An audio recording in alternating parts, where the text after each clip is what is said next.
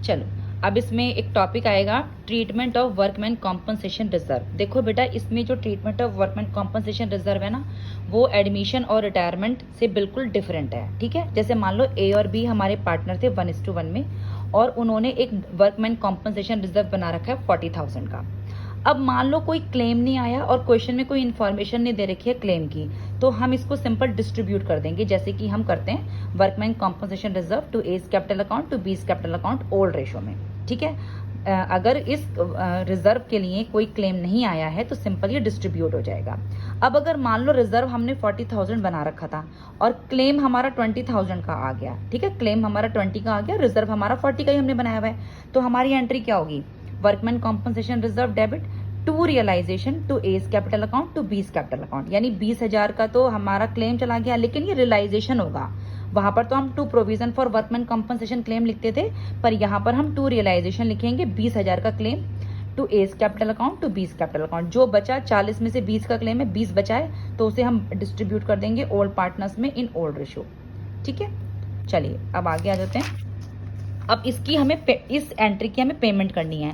Realisation account debit to bank account 20,000। ये जो हमने अभी दिया था ना, ये जो अभी हमने ये रिजर्व, ये जो हमने क्लेम दिया है 20,000 रुपये का, पहले हमने इसकी एंट्री कर ली, रियलाइजेशन अकाउंट में ट्रांसफर कर दिया इसको, और बाकी बचा हुआ ओल्ड पार्टनर्स, ऑल पार्टनर्स को दे दिया। अब इसका पेमेंट करेंगे हम, तो पेमेंट की एंट्री होगी realisation account debit to bank account 20,000। अब देखो ये ट्रांसफर कैसे होगा। रियलाइजेशन अकाउंट में वर्कमैन कॉम्पनसेशन रिजर्व क्लेम आया था 20,000 का, तो हमें पेमेंट भी 20,000 का ही करना है। तो रियलाइजेशन अकाउंट में इधर तो लिख देंगे बाय WCR, और इधर आ जाएगा टू बैंक पे, क्योंकि 20,000 का क्लेम आया था और 20,000 का हमने पे कर दिया। तो रियलाइजेशन अकाउंट में इसकी एंट्री ऐसे होगी।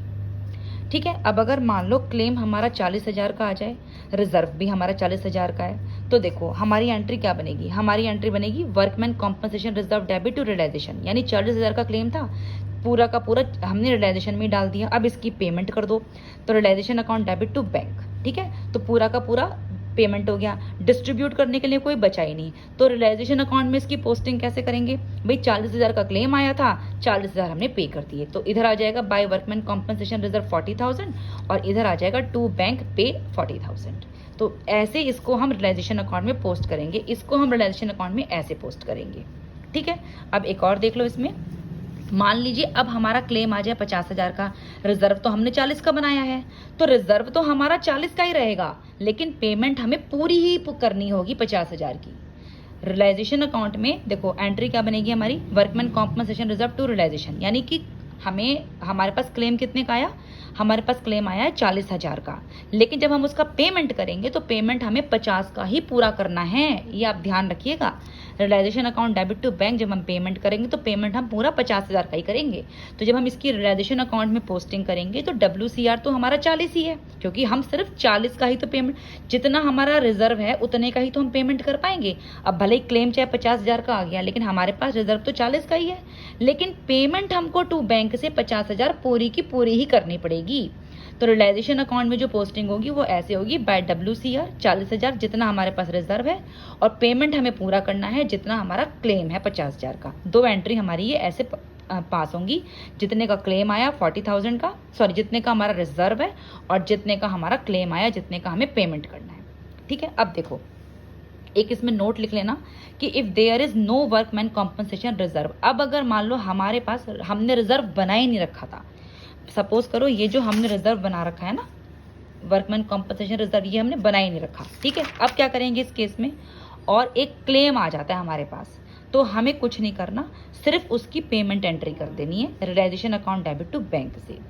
ठीक है, अगर हमने कोई रिजर्व नहीं बना रखा है लेकिन फिर भी हमारे पास कोई क्लेम आ जाता है, तो हमें सिर्फ उसकी पेमेंट एंट्री करनी होगी realisation account debit to bank account से। ठीक है, और जब हम इसकी पेमेंट एंट्री कर देंगे तो बस यहीं पर ही इसको रियलाइजेशन अकाउंट में हम ट्रांसफर कर देंगे टू बैंक, जितने का भी पेमेंट आया है। रियलाइजेशन अकाउंट में सिर्फ टू बैंक की एंट्री जाएगी, जितने का भी उसने हमसे क्लेम मांगा है, अगर हमने वर्कमैन कॉम्पनसेशन रिजर्व नहीं बना रखा है तो।